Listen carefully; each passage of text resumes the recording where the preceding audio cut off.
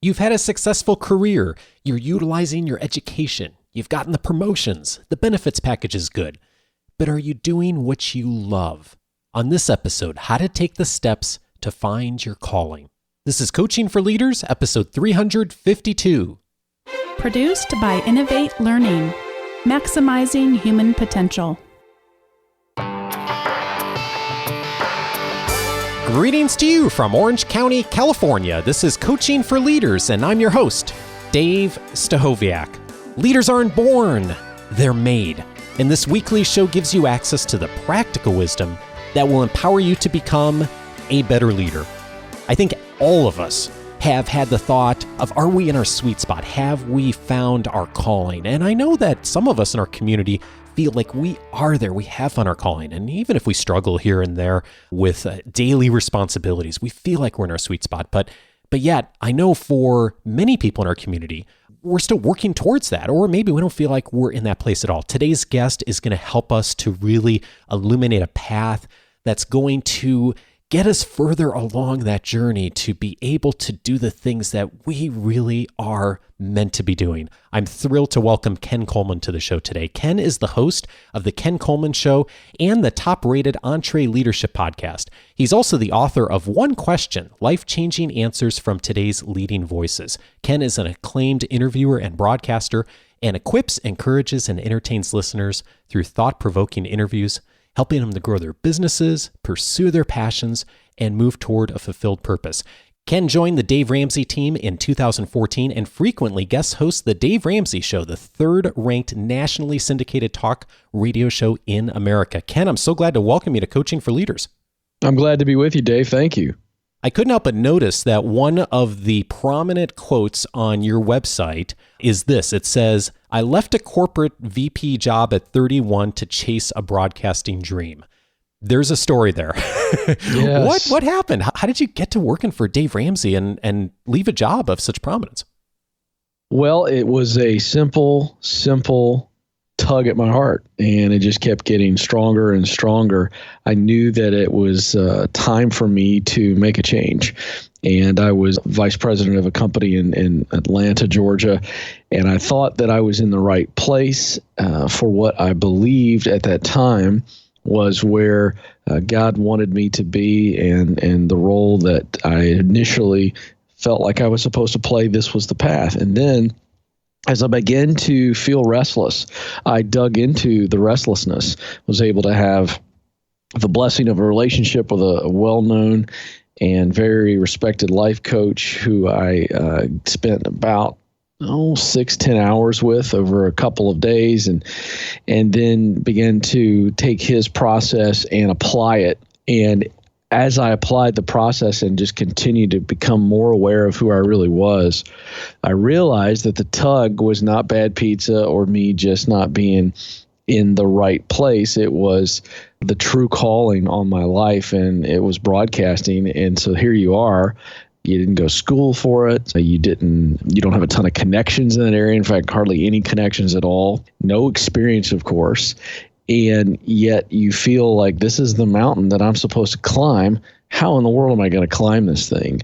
And so the journey began with the smallest of beginnings, stayed with it, did not quit. Supported myself by starting my own company. That way I had the day job that I was in charge of, and it gave me great flexibility to continue to pursue this on the side. And 7.5 years later, I get the opportunity to work with Dave Ramsey, and in the almost 4 years I've been here, it has just been a rocket ship type experience. So that's the short answer, because that is quite a story. That's documentary length, the real answer to that question. Oh gosh, I bet. And as you were saying that, I'm thinking a lot of people listening to this have felt that tug in one way or the other. Maybe you're feeling it right now, and have not, for whatever reason, moved on it. What was the thing that actually caused you to move on it? Yeah, that's a great question. It was as simple as this. I think it was the fear of regret. And I think that I'm the type of person, I think most of us would agree with this, yet we don't act on it. I think you come to a fork in the road when you get to that situation like I was in, where it was a true pull and it was going to require terrific change and a whole lot of unknown. And we as human beings are afraid of the unknown. It's our greatest fear, actually, not the actual risk, because with risk, we kind of know what we're facing. But the fear of the unknown is what terrifies us. But I looked at it, Dave, and I said, I don't want to be on my deathbed surrounded by friends and family and be regretting things that I didn't do, choices that I didn't make, risks that I didn't take. I wanted to be able to sit around and reminisce about how good God was because he stepped up and faithfully provided when I stepped out in faith. So I wanted to reminisce, not regret. And I think it was the fear of regret that outweighed the other fears. I've noticed that in your speaking on your show, you often cite this quote from Henry David Thoreau. Tell me about what you learned from Thoreau. Yeah, it's interesting. The quote, I've since done more research, and some of it's attributed to him, and it's been added to over time. But the quote that people will find on the internet is this: that most men lead lives of quiet desperation and go to the grave with the song still in them. He actually wrote most men lead lives of quiet desperation, and just kind of left it at that. And it's been added to. So I want to be historically correct there, so somebody doesn't send you an email. But the point is, whoever added to the rest of that, it was also so wise. Because if we lead lives of quiet desperation, it is in fact because we are not living the stories that we were created to live. And I love the analogy of the song, not singing the song. They go to the grave with the song still in them. So essentially, you live this whole life, and this is millions and millions of people. They live their entire life without truly ever fulfilling their purpose, their calling. And what a tragic way to live. And I didn't want to be that person. I didn't want to be one of those people. I wanted to give everything I had, leave it all out on the floor. And when my time comes, at least I can say I gave it all I had, and I knew exactly why I was here, and I pursued it to the maximum capability. Well, you really are quite an example of having walked that journey yourself. And now you do this for so many others, of inspiring them to take the courageous step to listen to that tug. And so I am really curious about how you coach people and talk with people when they come to you with a question like, I'm feeling this tug. And you talk a lot about the sweet spot in your work. Yeah. Tell me about the sweet spot. How does that emerge? Yeah, it's a sweet little analogy that a mentor gave to me in my 20s. It's not original to me or even to him. But those of you who at least know some of sport, whether it be hockey or tennis or golf or baseball, the sweet spot gets most of its, colloquialism from that analogy there. People get that little term. And the idea is that when you hit a baseball on the sweet spot of the bat, in the right spot of the bat, it literally feels effortless. You can't barely feel the ball against the bat. It almost has a click type feeling, just as simple as a snap or a click is what it feels like. And yet the ball goes faster and farther than if you hit it on any other part of the bat. Same thing with a tennis racket or a golf club or a hockey stick. So the psychologist by the name of Mihai Csikszentmihalyi has spent almost 30 years researching this idea of flow, which is in essence the sweet spot come alive. And he's done all this research. And so when we are using our talent, the things that we do best, the skills, hard skills, soft skills, whatever you want to call them, to do the work that gives us the greatest joy, we enjoy it more than anything else. Time seems to fly. We just completely love it. Our heart rate goes up when we're consumed with this function or this activity. When we are doing that work with our greatest talents, it is a euphoric state. And that's what Csikszentmihalyi calls living in a state of flow. And so the sweet spot analogy is what I use to help callers and listeners demystify this idea of there is something that I was created to do. Why am I here? And when we can look inward and not outward, we look inward to see, well, what am I actually really good at? What do I do better than anything else? It's always come easy to me. People compliment me when I am engaged in this type of work. And then we look across to passion, which is what I love to do most. The questions I ask a lot of people, Dave, to help them begin to get breakthrough is, who do you most want to help? Begin to visualize that person. What do they represent? What is their problem? So another way of asking the same question, what problem do you most want to solve?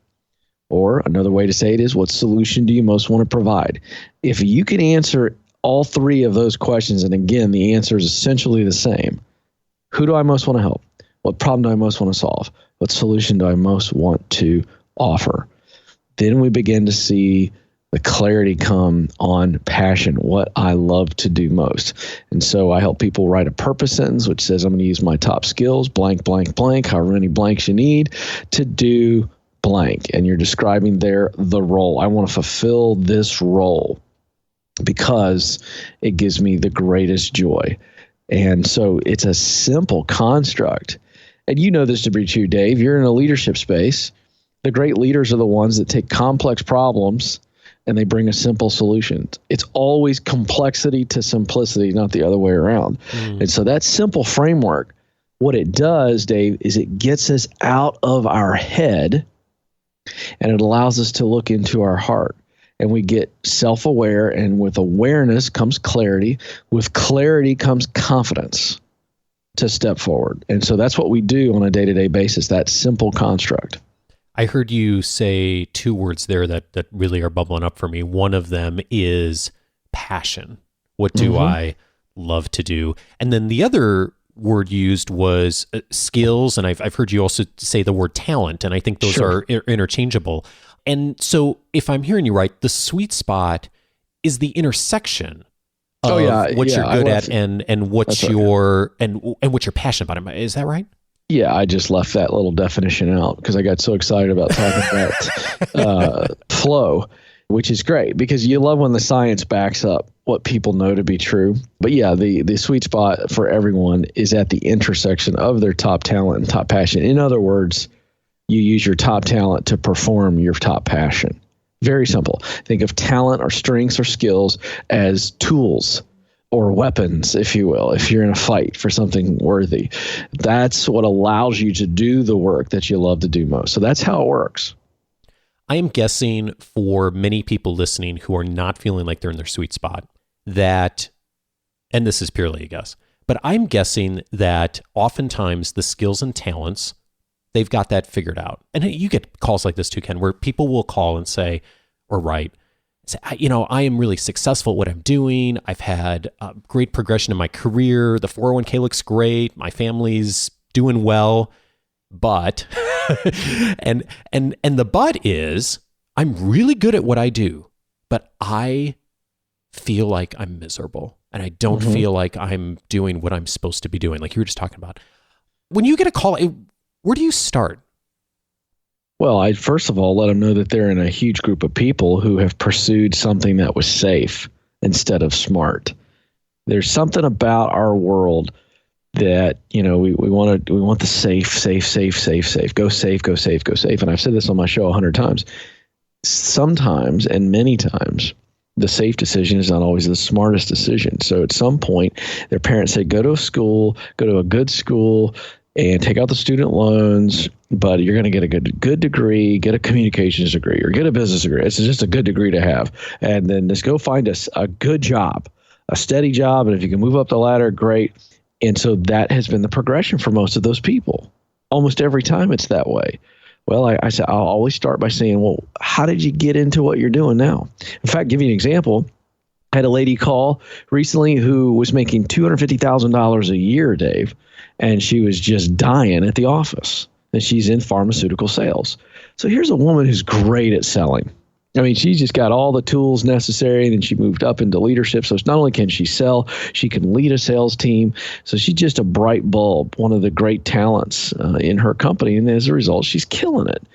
Well, again, I asked her, well, what's the story? She goes, well, I've just always been good at sales and thought pharmaceuticals was a great career opportunity. And so I got in it and I've just stayed there, and I woke up recently and there's no passion in it at all. There's no joy. I'm not excited. There's no values connection to the actual work, but I'm really, really good at it and I want to make the transition. Well, what we ended up finding out as I began to ask her follow-up questions, she really did love to sell. So she was doing the right thing, but in the wrong place. So she wants to start her own company, and she was very excited about a particular product and that had a potential service attached to it, something she'd always thought would be great. And I asked another couple follow-up questions, and we found out that The product and service that she was interested in launching on her own was something there was a deep personal connection to based on a health issue in her family. And so, that is the progression for people who are doing something they're good at, but there's no actual passion. And you've got to have both to be in your sweet spot. Talent is not enough. You're still going to feel empty. Success without significance is always empty. Now, our world tells us that success is defined by dollar signs, how much money you have, or how much status you have, or how much power you have. Well, that's just simply not true. You can be powerful, you can have a lot of people know your name, and you can have a lot of money. But if you're not engaged in work that matters to you, you don't see meaning, you don't see significance, then it's going to feel empty. And so that's how we dive into it, and we help push people into an area that they have talent and skills to be able to pull it off. But most importantly, it's work that they are so driven by. They love it. They love the result. They love the people that they're helping, the solution they're providing. I saw a quote a while back, and we've used it in our academy, from Earl Nightingale, and I hope I get it right. I don't have it in front of me, but it's something like, success is the progressive realization of a worthy goal or ideal. Mm-hmm. And I think about that in the context of what you just said, we think about success as, certainly from our society standpoint here in North American business culture, of, the title and the benefits and the salary and all those things. And really, success is making the choice to take the step toward the thing that's worthy and ideal for you and mm-hmm. the world and your family, right? That's exactly right. I love how he put that. And, the actual Greek word for happiness is eudaimonia. And it's interesting that what they called flourishing, and so we call it happiness, their word was eudaimonia, but the Greek definition of eudaimonia is not happiness, it's human flourishing or prosperity. And so, again, the way they define it, the Greeks, it's awesome. It's actually what you just said with Nightingale, and that is the joy you receive in the process of doing the work that you love and the result that you love to see. So again, it comes back to this idea of the process being, the real definition of happiness or joy, so that even if you eventually get to the Mount Everest in your life, this huge goal, it is the joy and the process itself of getting there that gives true meaning. And meaning and significance is what human beings truly long for. It's not so much the moment of stepping on to the peak that you have been looking at for a long time. It is what has become of you and what you have learned about yourself and how you've grown in the process of reaching that lofty goal. Mm. Well, that's a great lead into what I was thinking of asking you next. There are certainly people listening to us right now who have, if not done this formally, have certainly thought about this, and they've got the successful career, and they're at the top of the mountain, or maybe even near the top of the mountain in their field, and they see another mountain out there, and they know they should be on that mountain and not on the one they're on. And yet, they've spent 20 years climbing this mountain, and they know that if they change, there's a huge life change, career change, uncertainty, like you were talking about. And you did it. You did it in your career. When you're talking to someone like that, who's very well aware they're on the wrong mountain, but is really, really hesitant to go back and backtrack and do all the work that they would need to really get in that place, where do you suggest people start? I think it's the quiet time. I would tell those people, and I do tell them, get alone, and I want you to be focusing on two things when you get alone. First, I want you to do your homework on how long you think it's going to take, to the best of your ability, to take a guess based on what do I have to learn that's new, whether that be more education or some qualifications or certifications. Who do I need to know? What else am I going to have to do? When you create the plan, you've got a good idea how much it's going to cost you in relationships and sacrifices, how much it's going to cost you financially. And that's going to determine, obviously, how long it's going to take. So once you know how long it's going to take and how much it's going to cost you, within sacrifice and maybe, things that are really fun in your life that have been perks. You can't play golf anymore. whatever it is. Once you know how much it's going to cost and how long it's going to take, you're dealing with that amount of time and the sacrifices that are going to be necessary. So that's the first thing you're considering. And then the second thing is you consider what's been going on in your head and heart and let it just visualize there and sit there quietly and envision it. Where do you really want to be? And I love how you put it, Dave. You're on one mountaintop, but you want to be at the other mountaintop. So I would envision that other mountaintop and really get a clear vision of how it makes you feel when you think, man, this would be great if I accomplished this. And then switch back. How long is it going to take? How much is it going to cost? Switch back. Do I really, really want to be there? Yeah, I want to be there. How long is it going to take? How much is it going to cost? And then it comes down to this.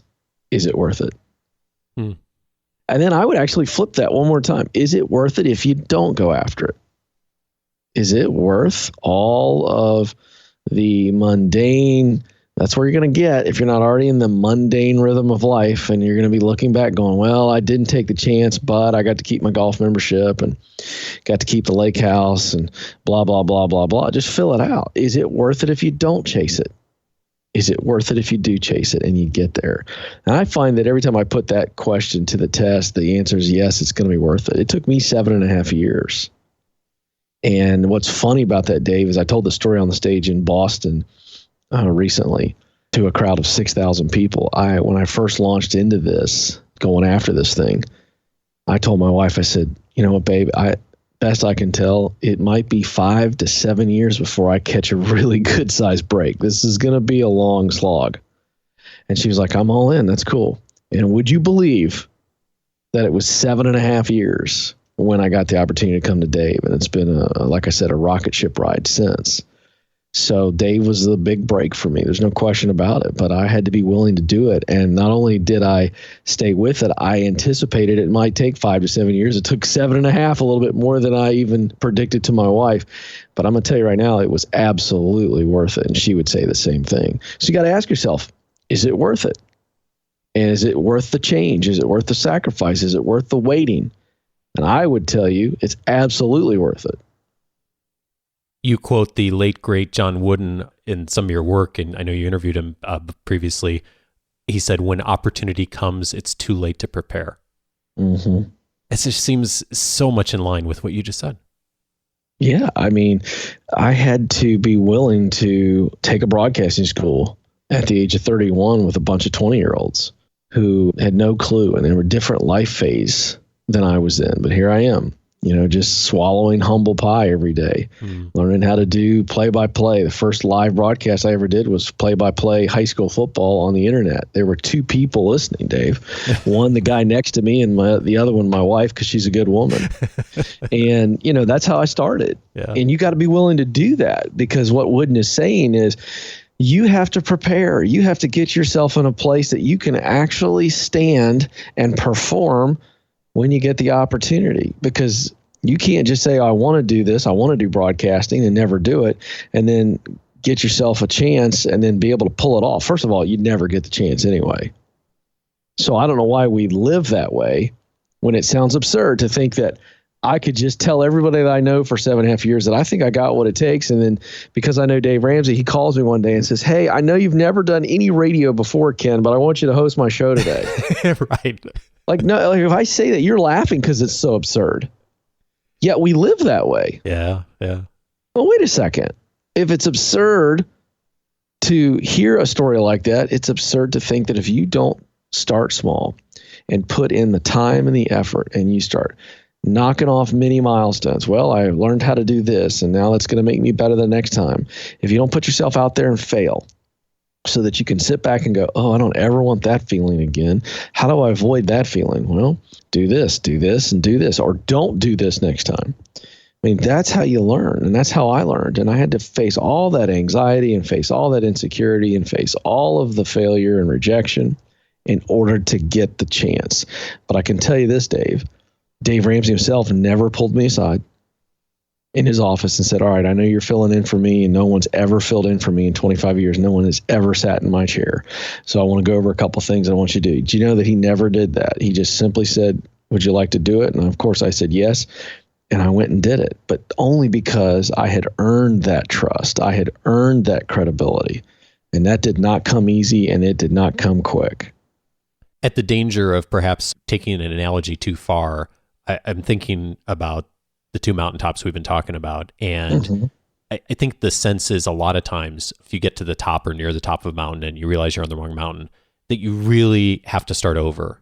And often I found, I've certainly had this happen in my career where it felt like that. And then when I really thought about it and talked to others, I realized, no, I don't actually have to go all the way back down the mountain and all the way back up.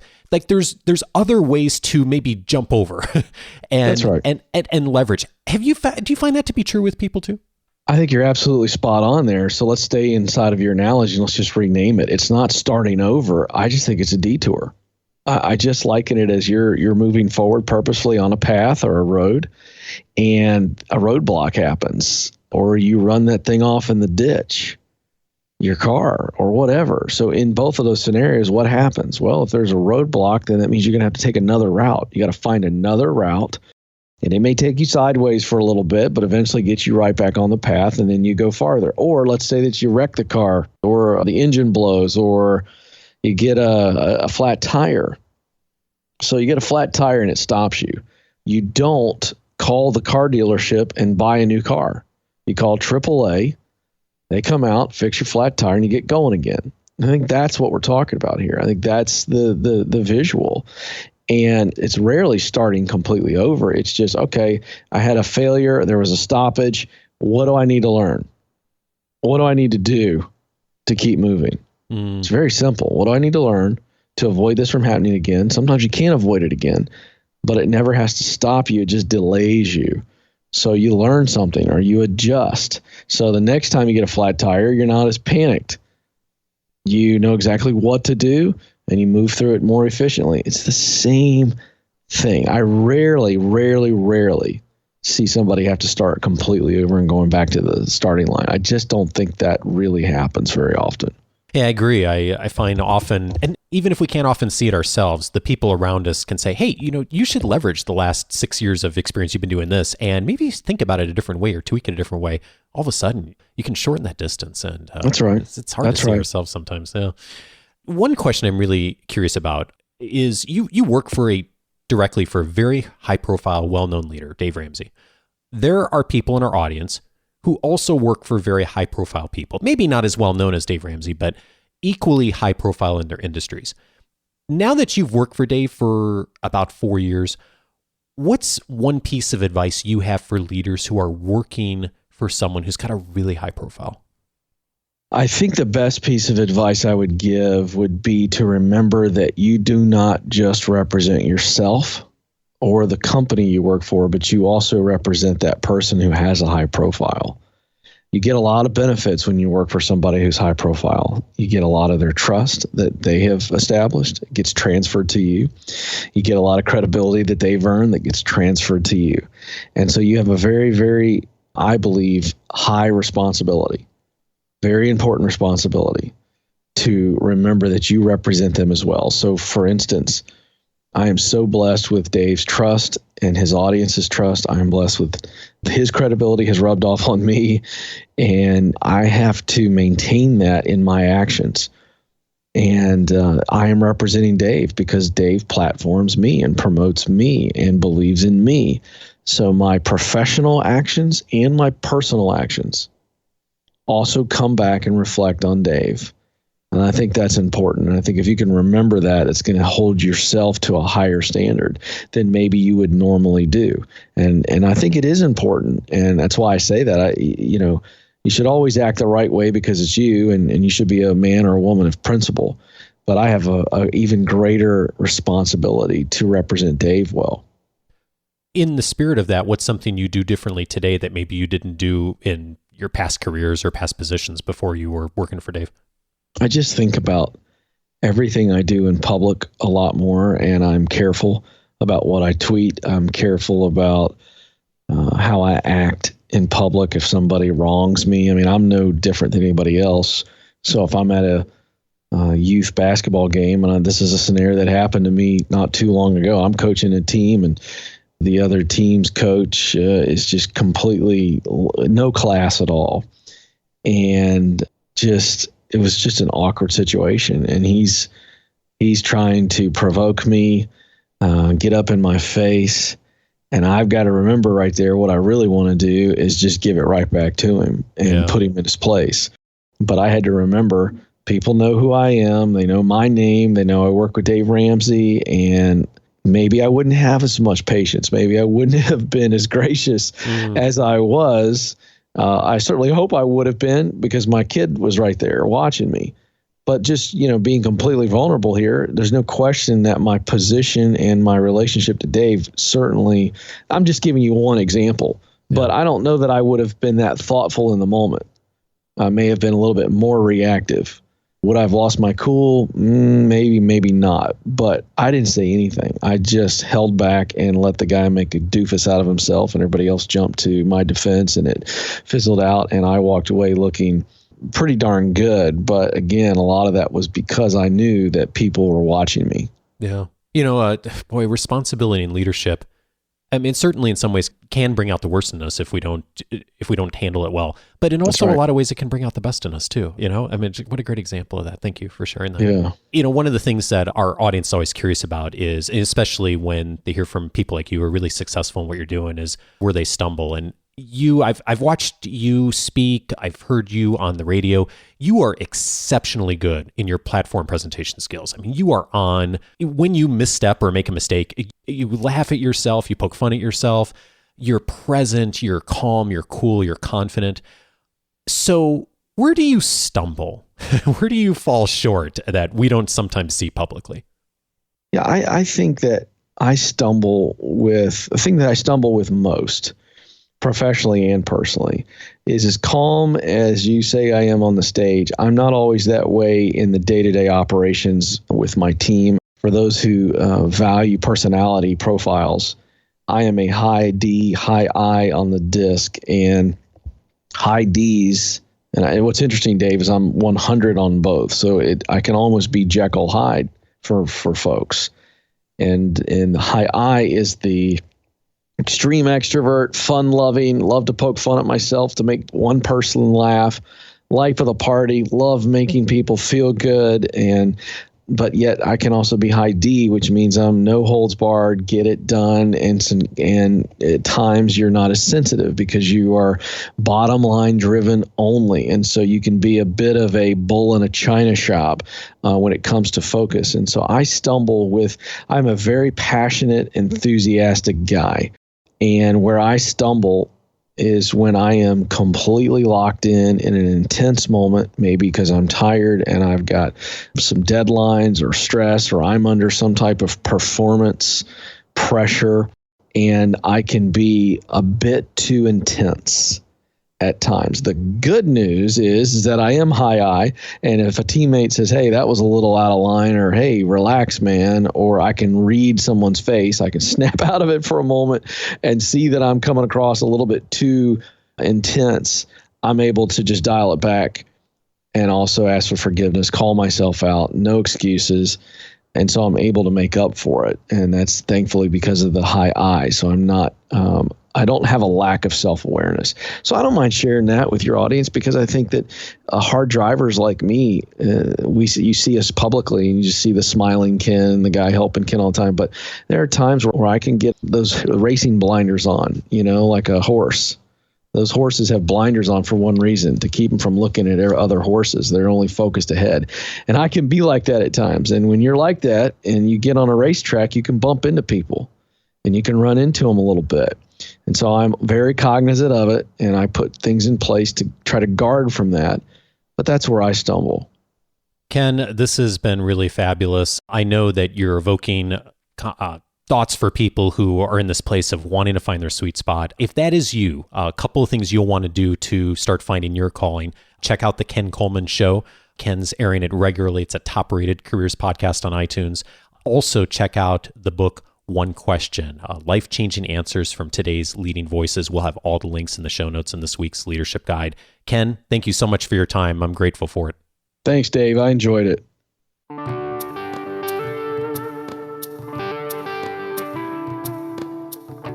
Hey, if you're in the Southern California area, heads up, an opportunity to connect with me personally the morning of Tuesday, June 12th, 2018. I've received a kind invitation, which I've accepted from the Association for Talent Development here in Orange County, to present on this topic, what the top leadership experts are teaching, messing up, and changing their minds on. I'm going to be presenting live some of the lessons I've learned from the experts who have appeared on the show over the last couple of years. If you're in the area, Tuesday, June 12th, 2018, the morning, you are welcome to join us. It is $15 to attend.